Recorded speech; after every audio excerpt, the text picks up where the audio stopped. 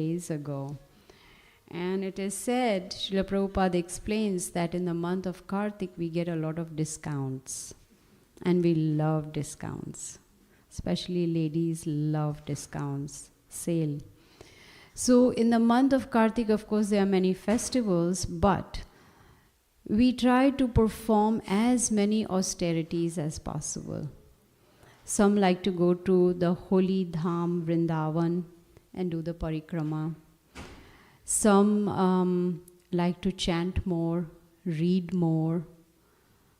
What else?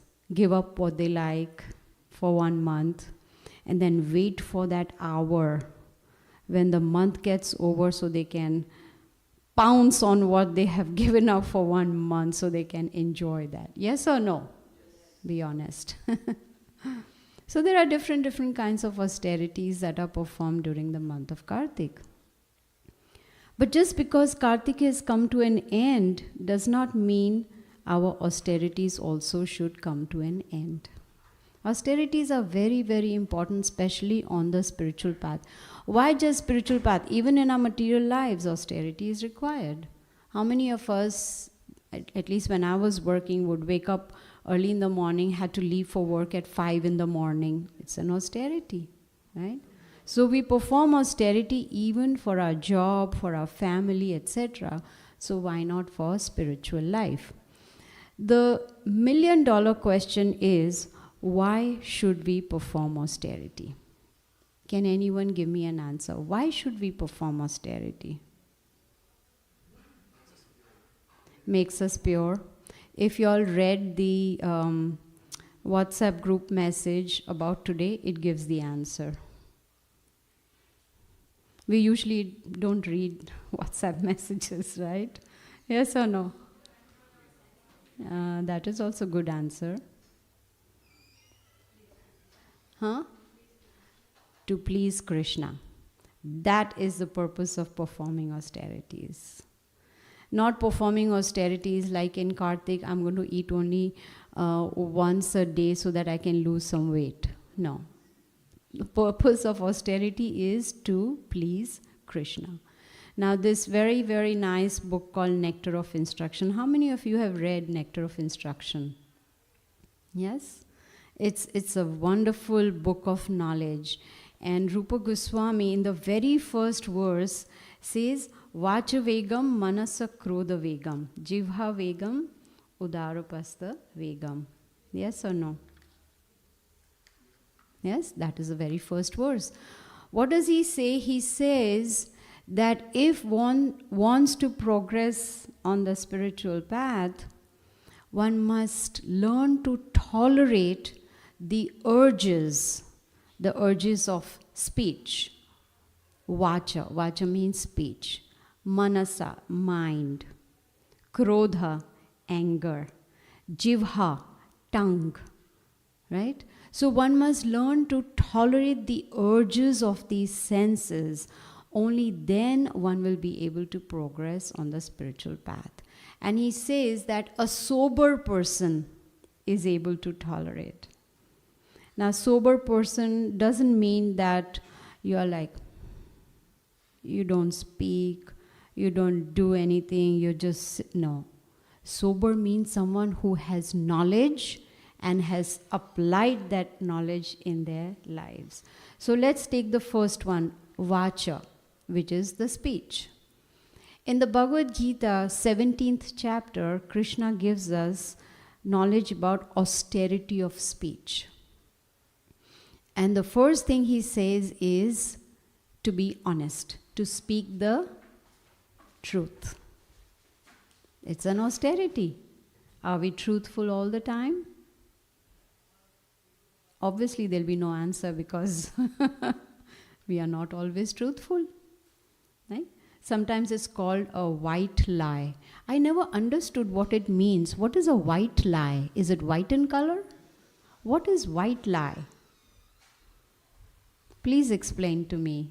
They don't want to hurt someone's feelings. So they say something else, not to hurt. That is an austerity of speech, to not hurt others.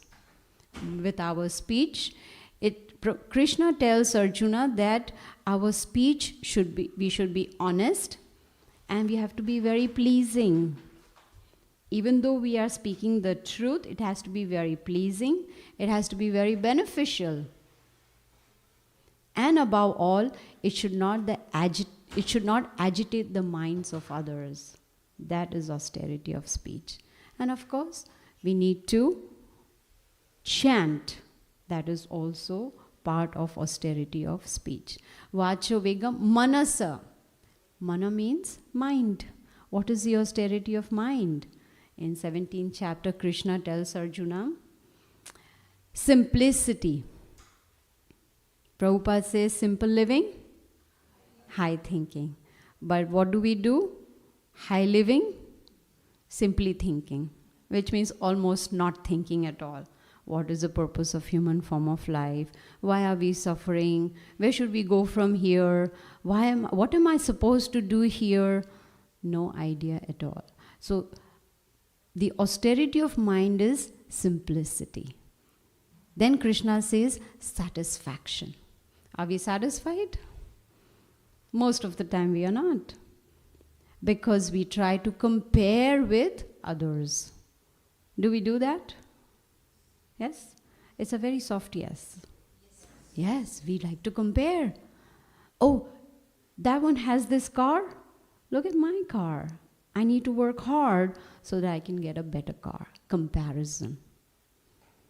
So satisfaction will come when our senses are under control. And when we lead a simple life, simplicity, gravity, satisfaction, all these are austerities of the mind. And that becomes possible when we take on this knowledge from the scriptures and understand through a bona fide spiritual master, put it into practice. That is when we will get satisfaction. Most of the times, our mind is running. No, let me rephrase. All the time, our mind is running. Running here, there, everywhere. I am 100% sure your minds have also gone out of this room. Yes? How insulting. That is the nature of the mind. It just goes from here to there, everywhere, and then comes back into the room and then back out again and in again. But the austerity of the mind is to stop that running of the mind.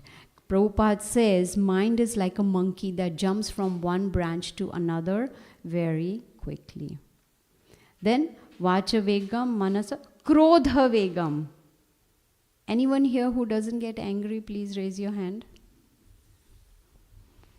They say anger is on the tip of our nose, right? You just need a little spark and boom, it comes out. In the 2nd chapter of Bhagavad Gita, Krishna explains that when the senses come in contact with sense objects, there is attachment. We see something, we hear something, we taste something, there is attachment. And when that desire is not fulfilled, say for instance a child, not a child, a teenager sees, which is a new iPhone come out? Good, you don't know, that's very good. That's the best thing. Exactly, as long as it's working, you don't need to worry. But teenagers, when they look the ad, what is that date? September, some date when the new phone comes out. 14, 16. It's good you don't know when it comes out. I come to know because my grandson is a teenager. So teenagers, when they look at something, there is a desire to acquire that. There is an attachment. And when that desire is not fulfilled, Krishna tells Arjuna there is anger. And anger leads to bewilderment of memory.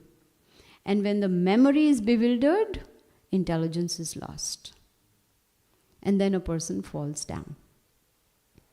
So, if we are not able to control anger, and anger can be controlled, Krishna tells Arjuna, by constant practice and detachment, it is possible. You all must have heard the story of Ajamil, right, in the Srimad Bhagavatam. Such a nice devotee, practicing everything.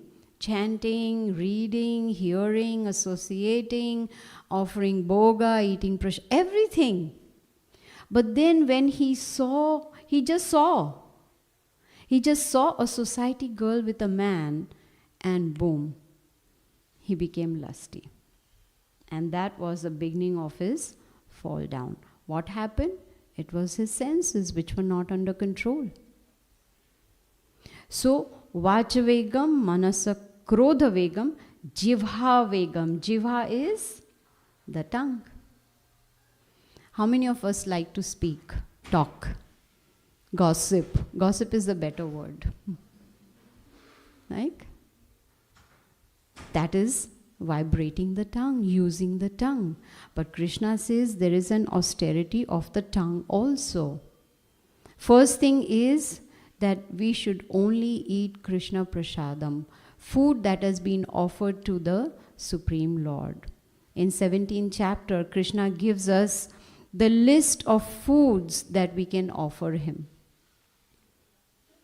He has already told us in the Bhagavad Gita, Patram Pushpam Phalam Toyam Yome Bhaktya Prayachati. That if he offer a leaf, a flower, a fruit, or water, will Krishna accept it? No. With love, yes, with love and devotion. Just Patram Pushpam Phalam Toyam, he will not accept it.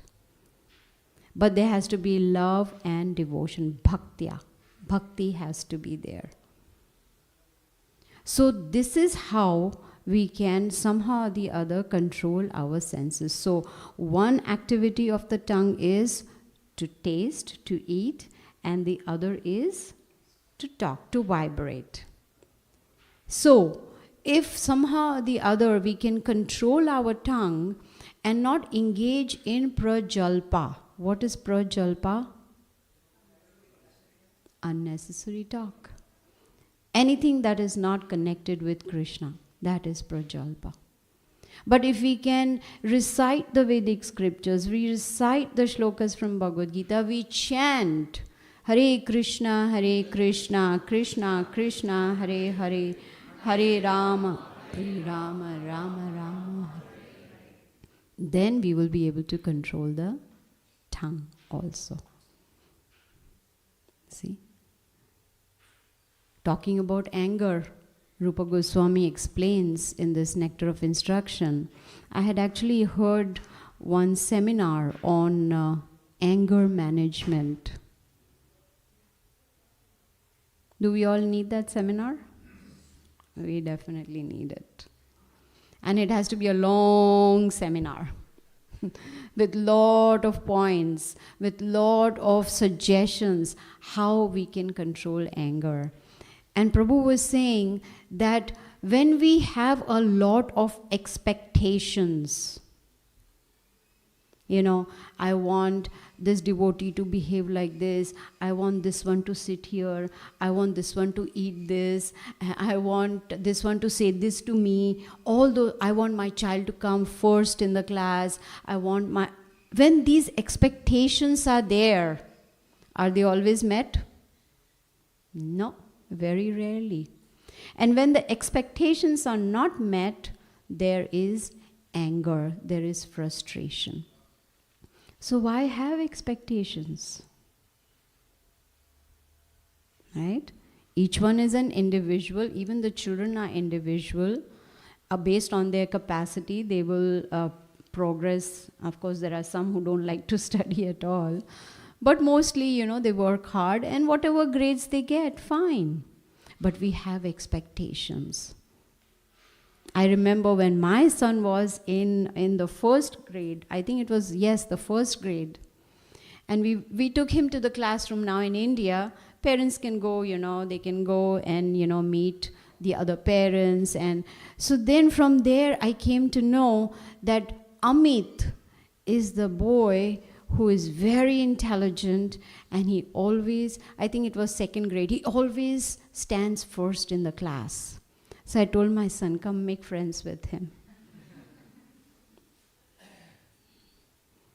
Expectation that if he is going to associate with the person who comes first in the class, then it'll rub off on him too. Expectation that he should come first in the class. Why?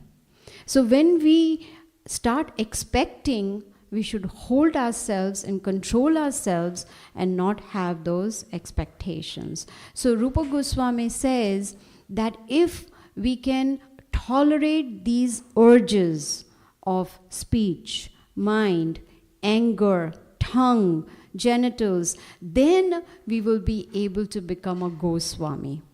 Go means senses, Swami means master, master of the senses. And to be able to control, we need to purify our heart, our mind, our senses, our intelligence, our consciousness, everything. You see, when we have the mind, the body, and the heart aligned, then we can say we are on the right track. That applies even to chanting. When we are chanting, if our heart is in the chanting, if our body is also engaged in that activity of chanting, and the mind is also concentrating on the sound vibrations, then we know our chanting is really good. It's an austerity. And why do we perform these austerities? Because we want to please Krishna. And these austerities will be beneficial for us only. So Rupa Goswami says, a sober person. Now, how do we become sober? Like they say, after drinking too much, next day you got to be sober. Is that right? Yeah? Okay. Not that kind of sober, where you need lemon juice in the morning so that you don't get a head, you don't feel the headache or whatever. I've heard like this before. I haven't tried it, but I've heard it. So become sober, and that is what Krishna tells in the Bhagavad Gita. That is possible when we perform austerities. And Srila Prabhupada has given us the whole process by which we can control everything, the mind, the speech, anger, tongue, everything we can control. And Prahlad Maharaj has given us the 9 processes. Shravanam, Kirtanam, Vishnu, Smaranam, Pada Sevanam, Archanam, Vandanam, Dasyam, Sakhyam, Atma, Nivedanam. That is very, very important. Now the very next verse, verse number 2, Rupa Goswami is talking about Atyahara Prayasascha, right? Very, very famous verse. He says, once devotional service is spoiled, when he becomes too entangled in 6 activities, eating more than necessary or collecting more funds than required. Time for us to think. Do we do that? Number 2. Yes? Uh-oh. Eating too much, eating more than necessary. In Ayurveda, it is said that we should eat only till the stomach is half full. Only half full. That means you have to stop way before we feel full. Way before we put that Govardhan hill of rice in our plate.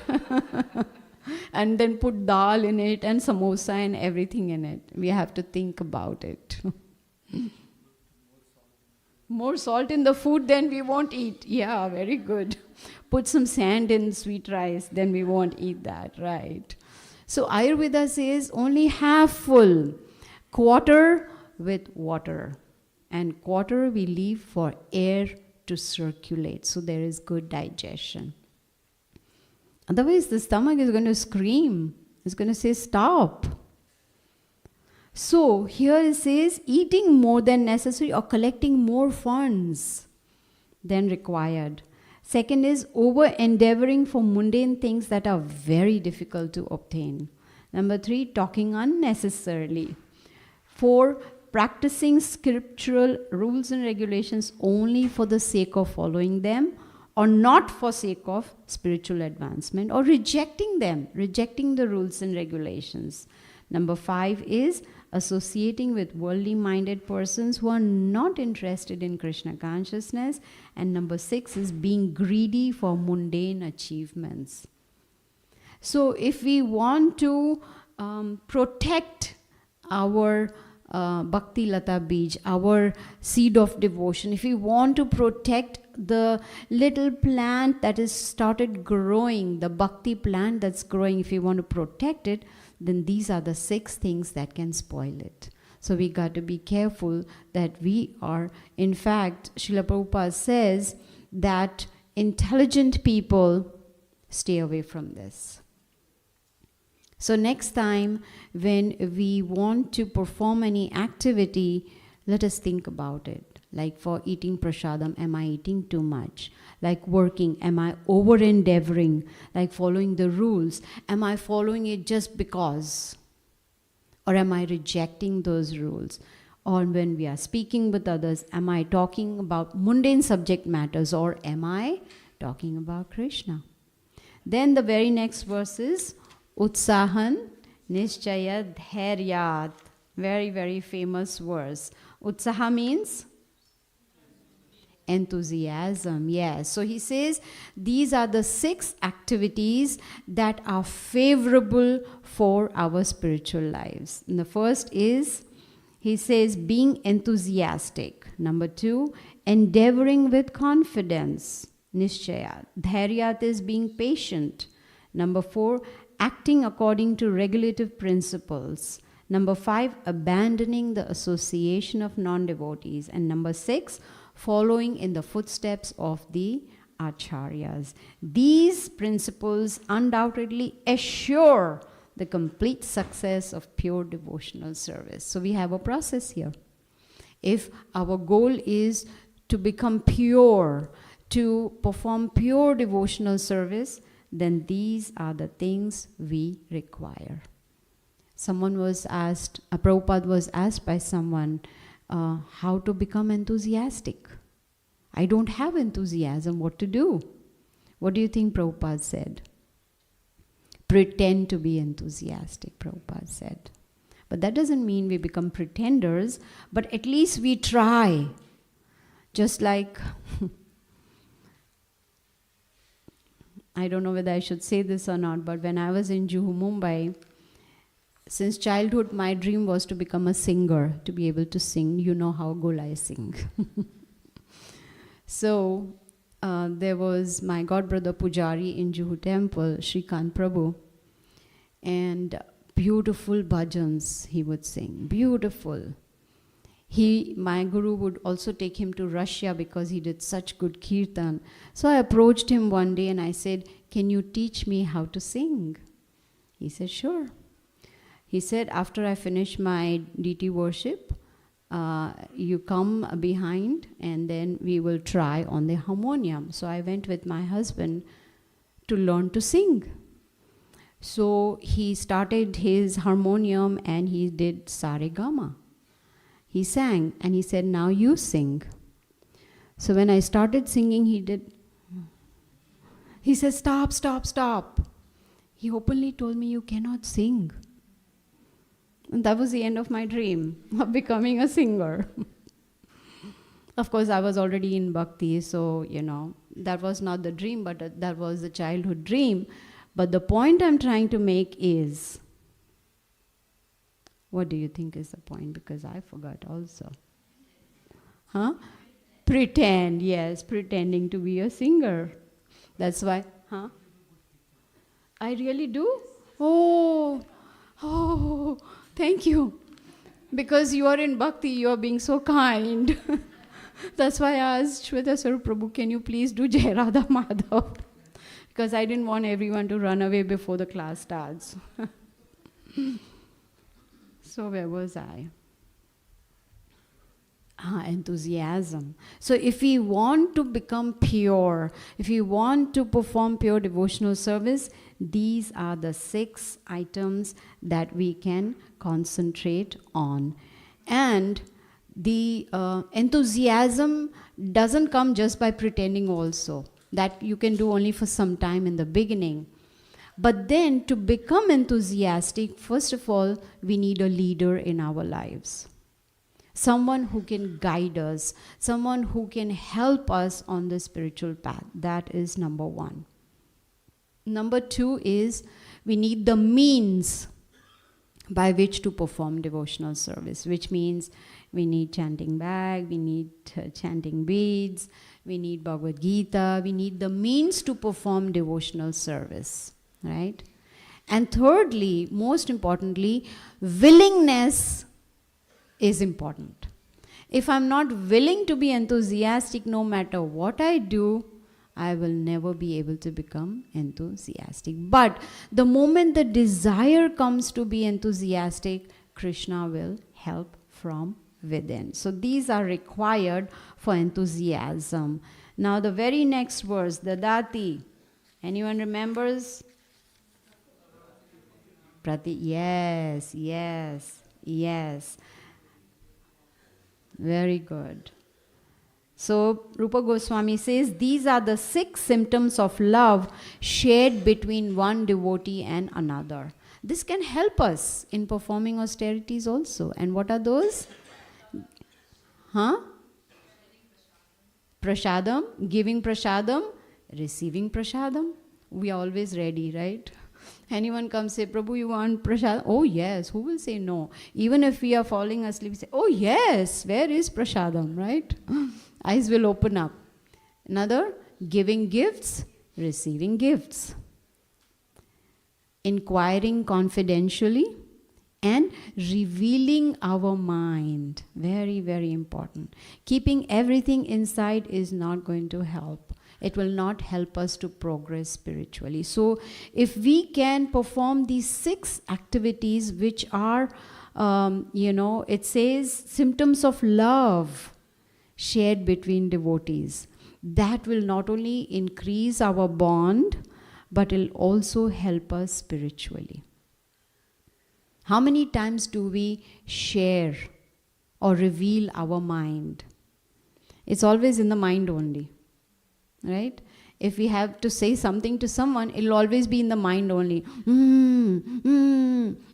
It'll just go on in the mind, but never reveal. Inquire confidentially. Unfortunately, people in general think, I know it all. I don't need any guidance from anybody. But here Rupa Goswami says, these are very, very important. And Prabhupada says that when we share this between devotees, then love for Krishna develops. Isn't that beautiful? Love for Krishna develops. Why? Because now we have developed love for each other. Does that make sense? Yes? Because Krishna is more pleased when we serve the devotees than serving him. So we should take all opportunities to do service. It could be any kind of service. So these 6 symptoms of love shared by one devotee and other are very, very important. So, we were talking about austerities. Is it easy to share? Very difficult to share. We are like children. I have one lollipop. How can I give it to you? There's no way. I'm going to enjoy it, right? Even if I have 2 lollipops, I want to enjoy both of them. I don't want to share. It is difficult, but it's an austerity. So from Nectar of Instruction, we can understand so many points about austerities. And if we put it into practice in our day-to-day life, we will see that love is developing within our hearts. The heart starts getting purified. When we show respect and love for other devotees, it pleases Krishna, as much as our performing austerities pleases Krishna. Because the goal of performing austerity is to please Krishna, not to please ourselves. That, in the whole month of Kartik, I didn't eat sweets. Or, I'm very fond of bananas, so I gave up bananas for the whole month of Kartik. Right? But then, end of Kartik, as soon as I saw the moon, I ate the banana. Right? So austerity is not for us. The whole purpose is to please Krishna. And the very first step that is required for us to do anything in spiritual life is chanting attentively. When we are chanting, we should not be doing anything else. Do you know in the chanting beads, so this is a chanting bag, right? Bead bag. And then Srila Prabhupada taught us that you put your hand inside and you take the finger out, right? This finger out. Did he take this finger out so that while chanting we can do this? Do you think, is that the reason the finger is out? Huh? No. But we are very smart. We don't want to waste time. So we want to, why should this finger not do anything? All other fingers are engaged. This one also should be engaged very nicely. Hare Krishna, Krishna Krishna, Hare Hare, Hare Ram, Ram. No. Multitasking, not in chanting. That is not for chanting. So chanting attentively will really help us to understand the scriptures. It will also help us to progress spiritually. It will help us to have a very beautiful relationship with other devotees. It will help us to develop love for Krishna. It will help us to develop love for other devotees. Not only other devotees, all living entities. Krishna says, I am Aham Bija Pradaha Pita. I am the seed-giving father of all living entities. All means all. And we learn to respect all living entities. Why? Because Krishna is situated in their hearts. So if we perform attentive chanting, Prabhupada says, everything else will fall in place. If our chanting is attentive, then our heart will get purified. Our senses will automatically come under control. We don't have to endeavor separately that, oh, today, you know what, I'm not going to see anything because I'm going to control my vision. No, we won't have to do that. Or let me not hear anything today because I want to control my sense of hearing. No. Just by attentive chanting. Because chanting is a prayer to the Lord to engage us in His service. So when we are chanting, we are calling Krishna. And when we call somebody, then we pay attention. Right? If supposing I invite all of you to my house, hypothetically, if I invite all of you to my house for prasadam, and I don't even look at you, I don't even feed you, I don't even talk to you, I'm just busy doing whatever I want to do, will you come back? No one will come back. I called you, so I should pay attention to you. So when we are chanting, we are calling Krishna, so we need to pay attention to Krishna, to His holy name. That's the only way. Chaitanya Mahaprabhu clearly says, Harinam, Harinam, Harinam, Eva Kevalam. There is no other way except chanting, chanting, chanting. But chanting should not be because I have to do, I don't have a choice. No. Chanting should be, I want to do. As soon as we wake up in the morning, of course, chanting has certain rules and regulations we follow. If we want to improve our chanting, then we should do it in the Brahma Muhurat, in the mornings, early in the mornings, not when we are ready to sleep, oh no, I have 6 more rounds to do. Okay, Hare Krishna, Hare Krishna. No. Has to be very attentive, because Krishna says, Ye yatha mam prapadyante tam sthateva bhajamiham. As one surrenders unto me, I'll reward them accordingly. So if he doesn't see the sincerity in us or seriousness in us to chant, then how is he going to help us? While chanting, we should not do anything else, whether it is internet surfing, talking, phone calls, whatever it may be, everything else should be stopped. Only pure chanting.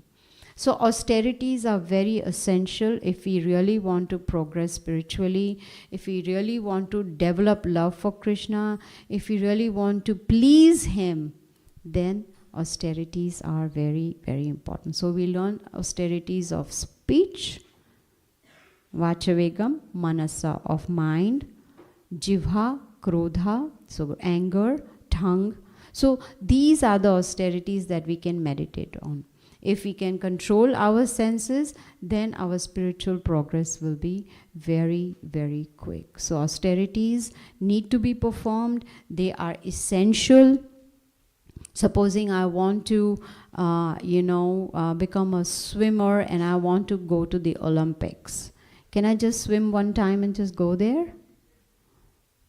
A lot of austerities I have to perform. I have to watch my diet. Yes or no? I have to exercise. I have to have a good teacher. And I have to practice. Hours and hours and hours of swimming every day.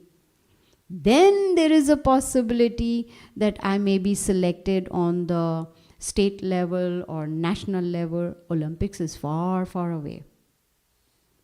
Practice is necessary. So when Krishna will see our sincere endeavors to practice pure chanting, attentive chanting, then he situated in our heart will definitely help us. So austerities are necessary. It's not an option. Like they say, it's mandatory, right? Is that the right word? It's mandatory. So I'm going to stop here. If anyone has any questions or comments, you're welcome to ask. Yes. Huh? Mm-hmm. Uh-huh.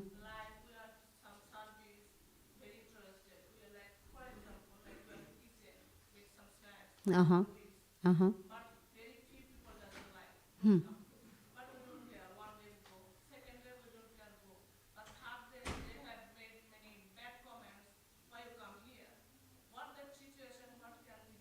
Tolerate. Mm-hmm.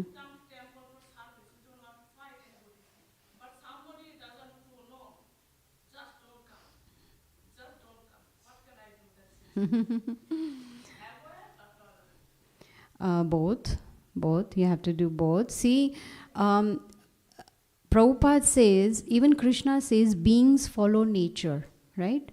Whatever our nature. If in my nature I am a very angry person, no matter what you do, I will be angry because that's my nature. If my nature is to find faults, no matter what you do, I will find faults because that's my nature. So beings follow nature. So what we can do is tolerate, but then there is also a limit where you have to draw the line, right? And also avoid. Yeah. Because when we are doing service not to please others. We are doing to please Krishna. You see, I remember when my husband and I had started preaching, of course you come across so many kinds of people. And there are some who are very rude, some who are very mean, some who are very insulting or whatever. And so my spiritual master said, learn to tolerate. These are the not the incidents, but these are the ways, these situations come our way to even test our tolerance. How tolerant am I? Yes. Yeah, sure. Any other question? No? Okay. Thank you very much. Hare Krishna.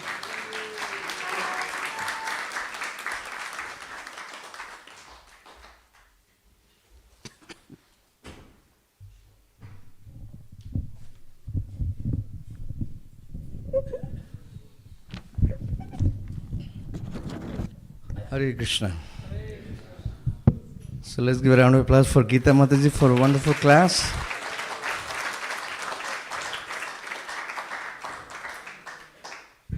She spoke about austerity in spiritual life. So you all got to know what is the austerities in Krishna consciousness, but there is also happiness also in Krishna consciousness. Austerity and happiness both are